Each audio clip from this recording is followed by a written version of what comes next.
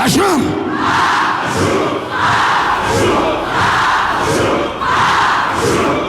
Please push.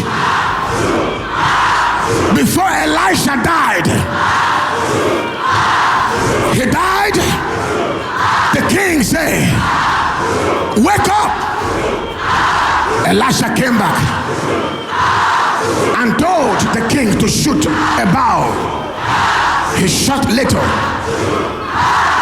The prophet cried and said, how could you shoot 2 or 3 times that you have only 3 or 2 victory? This may not make sense, but push. We are shooting the arrows. Hashem.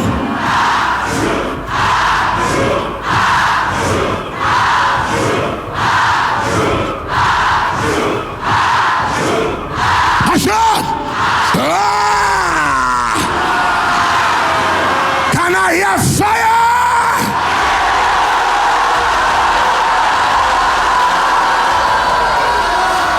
Now listen. Victory in the reign of wilderness, in the war zones, are senseless. Israel was defeated because the king thought that shooting an arrow meant nothing.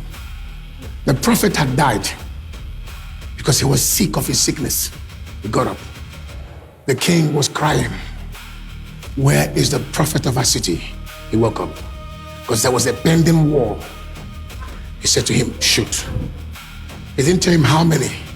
The king shot the first, shot the second. I think the second or third he stopped.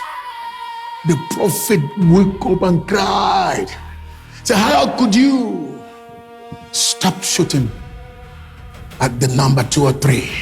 For you shall only have 3 victories. He died. If he had shot 7 times, 20 times, Hashem, Hashem, Hashem. It may not make sense, but that's the sound heaven has released for us to march against the gates of hell.